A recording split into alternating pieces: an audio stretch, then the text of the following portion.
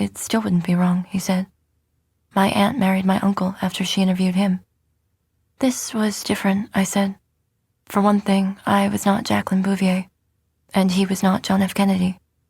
For another, he was already married, and I had been engaged until several weeks earlier. I looked down at the granite. Cockroaches, dozens and dozens of them, crawling everywhere. A parade, a stampede, a rally, a rave. I eyed them curiously. I did not flinch. When your world is falling apart, you walk forward. The cockroach, 6 legs and 6 claws, understands this. Down Fifth Ave, across 71st Street, down Lex, plastered on the glass door of the bodega.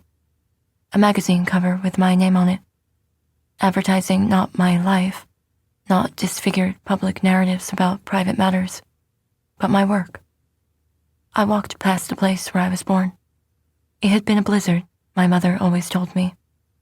The date would later become shorthand for the occasion of that riot at the Capitol, over which more than 1,000 people were arrested, and for which the president was indicted by a grand jury in the District of Columbia and charged with conspiring to defraud the United States and obstruct an official proceeding.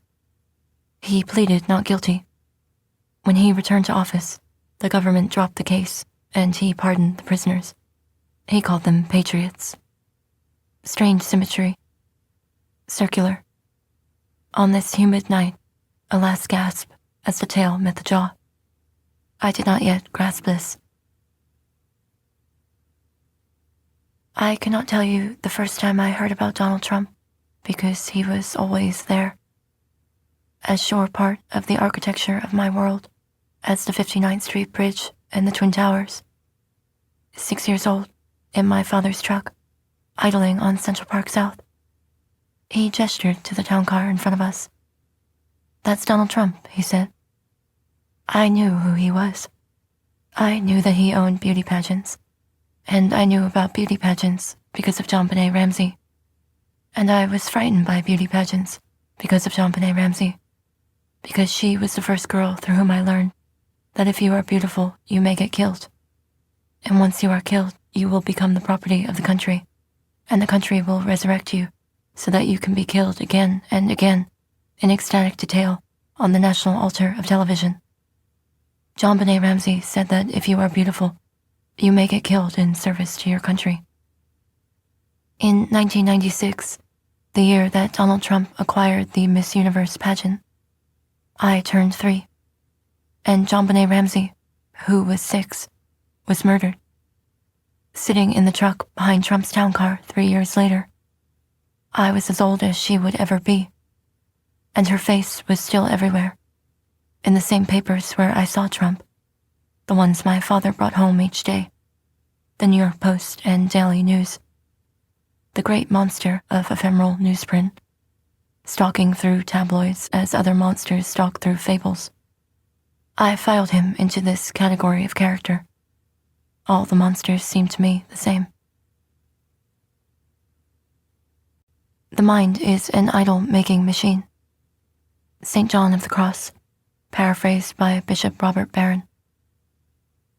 There are no lines in nature, only areas of color, one against another. Edward Manet. On Dean Way, near the Navesink River, I was raised in a small gray ranch with a yard of hydrangeas and forsythias and tomato plants, and a 3-foot by 5-foot American flag waving over the door. One house over were the Murray girls. There were 5 of them, and I spent the most time with Hannah, 2 years older than me and thus an authority figure, the only such figure I would ever really respect. She was wise and mischievous and discreet, trusted by other children and adults alike. When I was very small, she pulled me between 2 big white oak trees and told me there was no Santa Claus. This was not an act of cruelty in the manner that some older children inflicted this knowledge on their younger marks, but a favor. She thought I needed to know, that I deserved to know, that it seemed impossible I did not already suspect as much, and that it would be a kind of insult to my intelligence